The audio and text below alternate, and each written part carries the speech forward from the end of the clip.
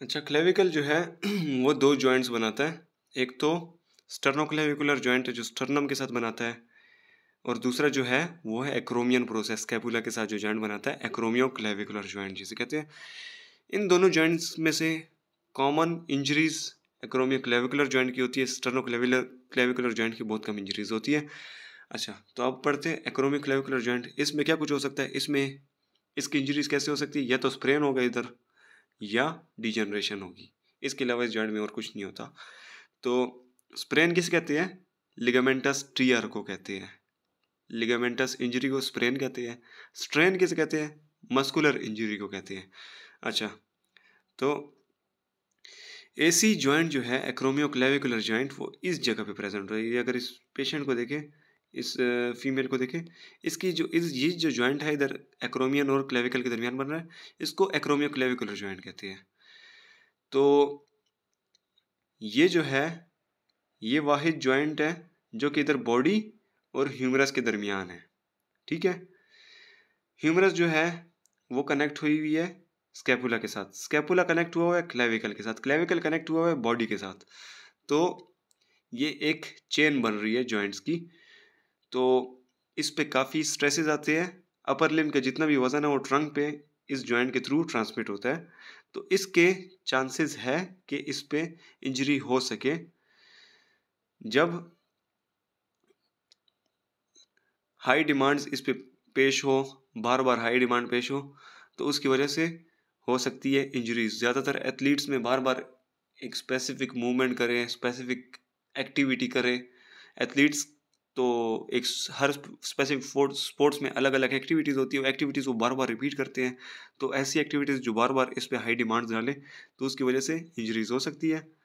तो इसकी जो एसी जॉइंट सेपरेशन होती है वो भी इसमें कॉमन है, स्टेप डिफॉर्मिटी भी जिसे कहते हैं। तो इसकी टाइप्स इधर इन्होंने पिक्चर भी दी हुई है। टाइप 1 में जो है थोड़ा बहुत इस पर स्प्रेन आ जाता है, जबकि टाइप 2 में फुल टीयर हो जाती है इधर जो एंटीरियर और पोस्टीरियर कोराकोक्रीमल लिगामेंट है, और थोड़ा बहुत इस पे स्प्रेन आता है।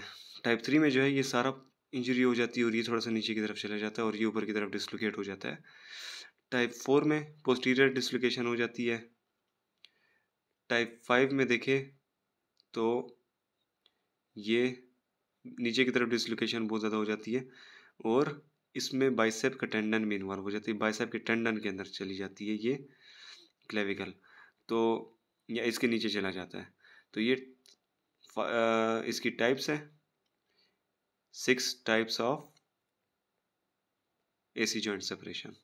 तो अब इस पेशेंट आपके पास आ गया है स्प्रेन के साथ, तो वो कैसे आपको हिस्ट्री देगा और उसकी फिजिकल एग्जामिनेशन में आपको क्या क्या फाइंडिंग होगी।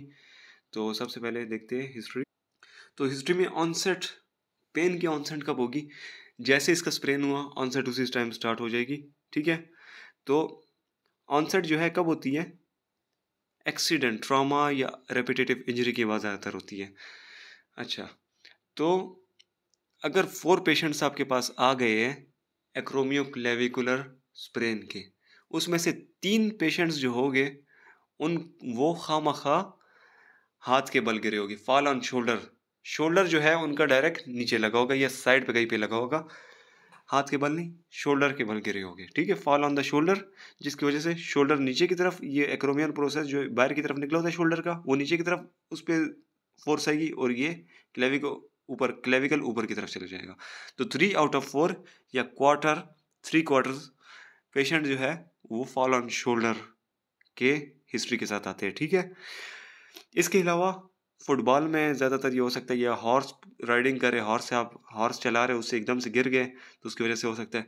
इसके अलावा पेशेंट्स ऐसे भी आ सकते हैं कि फॉल ऑन आउटस्ट्रेच हैंड के साथ आए, हाथ बिल्कुल सीधा हाथ के बल गिरे, या एल्बो उनका नीचे ज़मीन पे जाके लगे तो उसकी वजह से भी हो सकता है।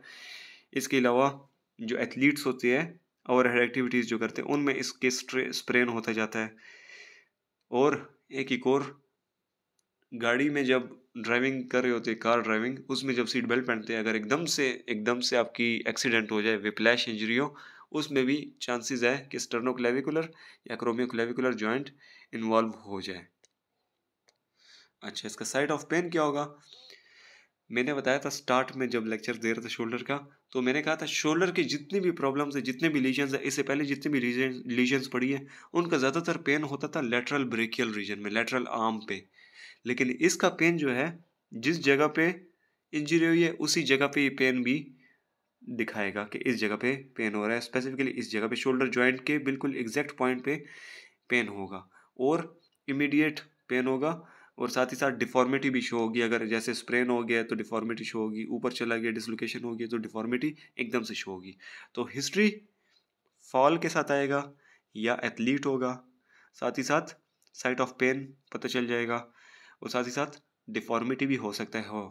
तो इसके साथ जो है, जब सब्जेक्टिव एग्जामिनेशन ख़त्म हो जाएगी उसके बाद फिजिकल एग्जामिनेशन पे आएंगे। इंस्पेक्शन पे आपको उस जगह पे एक लार्ज लम्ब सा फील होगा, ठीक है। इसके अलावा ग्रेड 3 लीजन या इससे जो आगे की लीजन्स हैं उसको जब आप इंस्पेक्ट करेंगे, उसको देखेंगे, तो उसमें आपको डिफॉर्मिटी साफ शो होगी, ज़्यादातर स्टेप ऑफ डिफॉर्मिटी, ये जगह नीचे गई होगी और ये जगह ऊपर निकली होगी, तो ये आपको क्लियरली नजर आएगी। लेकिन एक्यूट स्टेज में जब पेशेंट आएगा तो वो हो सकता है मसल स्पाज्म में गए हो, तो मसल जब स्पाज्म में, इस जगह के मसल स्पाज्म में गए होगे तो उसने इस जगह को रोका होगा ऊपर जाने से, डिफॉर्मिटी होने से रोका होगा। लेकिन जब बाद में मसल स्पाज्म खत्म होगा तो फिर डिफॉर्मिटी सही से नजर आएगी। इसके बाद एक्टिव मूवमेंट्स में उसे पेन होगा, ज़्यादातर ओवरहेड एक्टिविटी हो गया या हॉरिजॉन्टल एडक्शन, जैसे अपने एक हैंड को ऑपोजिट शोल्डर की तरफ लेकर जाना, ऐसी मूवमेंट्स में उसे पेन और भी ज़्यादा होगी, कंप्रेशन काज होगी। इसके अलावा एक्टिव एडक्शन या डिप्रेशन जब करेगा तो उसमें इसमें ये नीचे की तरफ जा सकता है ना, एडक्शन या डिप्रेशन ऑफ शोल्डर से ये जॉइंट और भी ज़्यादा डिसलोकेट होने के चांसेस हो सकते हैं।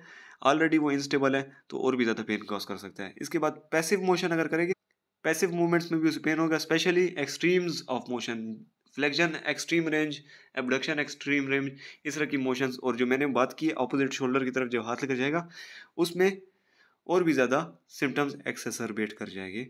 रेजिस्टेड मोशंस जो है वो यूजुअली पेन फ्री होती है इसमें। जब पाल्पेशन इस पे करेंगे इस पेशेंट पे, तो पाल्पेशन में जो है क्रेपिटस आपको फील हो सकता है जिस जगह पे जब मोबिलिटी टेस्टिंग उधर कर रहे हो। अच्छा, तो ये अब आपके पास पेशेंट आ गया है स्प्रेन के साथ, ठीक है। आपकी सब्जेक्टिव एग्जामिनेशन भी देख लिया आपने, फिजिकल एग्जामिनेशन भी देख लिए। इसके बाद आता है इसकी मैनेजमेंट, ट्रीटमेंट और मैनेजमेंट। तो इसको हम कैसे मैनेज करेंगे?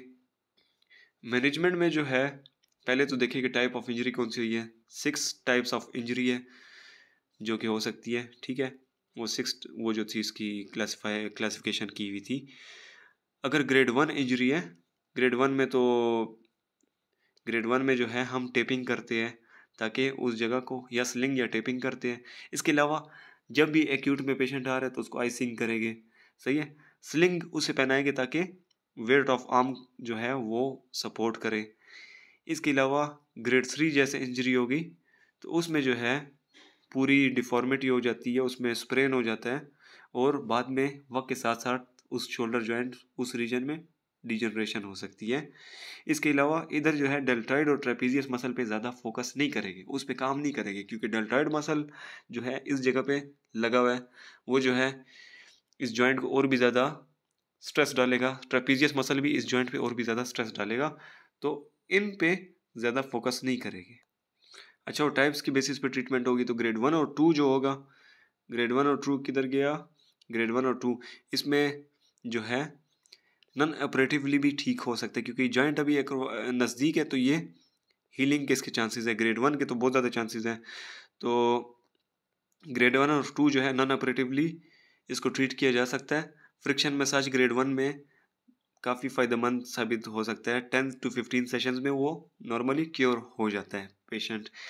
उसके बाद range of motion exercises start कर लेते हैं ग्रेड 1 में, और ग्रेड 2 में भी रेंज ऑफ मोशन एक्सरसाइजेज तब स्टार्ट करते हैं जब वो ग्रेड 2 की इंजरी जो है वो ठीक होने शुरू हो जाती है। अप्रोप्रिएट रेस्ट उसमें चाहिए होता है क्योंकि उसमें स्प्रेन हुआ है काफ़ी ज़्यादा।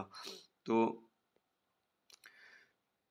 इसमें फिर साथ जो है मोबिलाइजेशन भी, उनको कहते हैं मोबिलाइज करो, मूवमेंट्स उस पर कहते करो ताकि वो जॉइंट मोबिलाइज हो। ग्रेड 1 और 2 में जब वो रेस्ट पीरियड उसका ख़त्म हो जाता है उसके बाद low velocity oscillatory movements and range में करवाते हैं, जिधर tension, point of tension generate हो जॉइंट में, ठीक है। वेट बेरिंग से बचाते हो उसे कहते हैं कि वेट बेरिंग नहीं करो, ना ही रीचिंग, लिफ्टिंग या leaning on the affected arm पे करे, उसके ऊपर खड़े उसको उसके थ्रू लीन ना करे, उसको किसी जगह से कोई चीज़ उठानी हो तो उस आर्म को यूज़ ना करे। फिर बाद में जब पहले मोबिलाइजेशन हो रही है, मूवमेंट के थ्रू मोबिलाइजेशन जब कर रहे हैं, वक्त के साथ साथ फिर इसके बाद क्या करते हैं, डायनेमिक, इधर किधर लिखा हुआ था, डायनामिक मसल्स पे काम करते हैं, ठीक है। तो उसमें क्या होता है, डायनामिक स्टेबिलिटी प्रोवाइड होती है, स्कैपुला के स्टेबिलाइजर्स हो गए, उनको स्ट्रेंथन करना ज़रूरी होता है। साथ ही साथ full free pain full pain free range of motion, strength और एंड्योरेंस को वापस नॉर्मल एक्टिविटी में जैसी होती है उस तरह वापस करते हैं, ठीक है।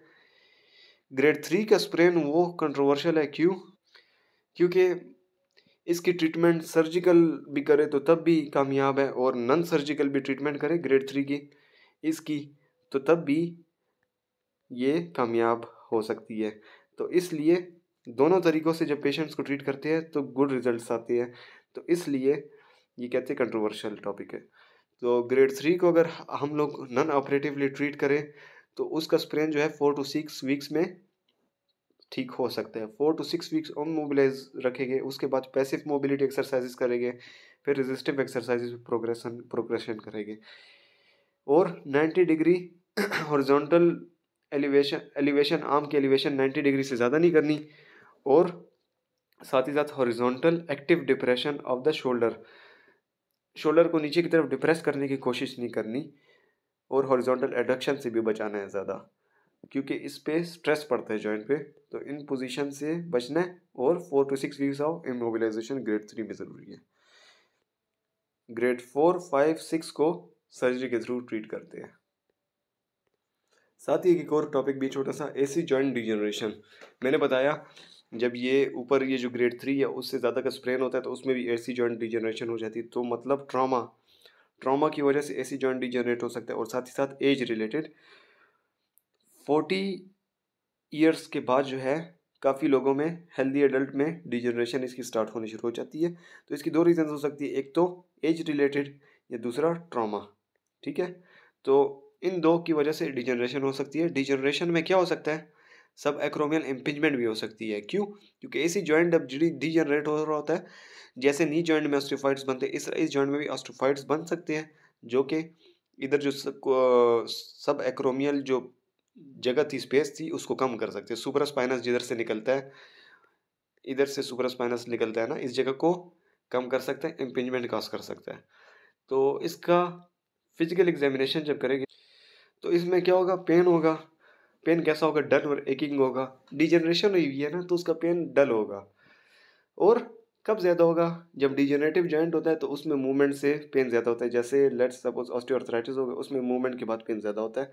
इसमें भी उसी तरह सिम्टम्स होते हैं, मूवमेंट के बाद पेन ज़्यादा हो जाता है, और साथ ही साथ क्रेपिटस भी फील होगा उस जॉइंट पे, ठीक है। टेंडरनेस भी होगी इस जॉइंट में। हॉरिजॉन्टल एडक्शन से क्या होता है, कंप्रेशन फोर्सेस इस जॉइंट पे ज़्यादा होती है, तो हॉरिजॉन्टल एडक्शन के साथ जो है इस पे पेन ज़्यादा होगा।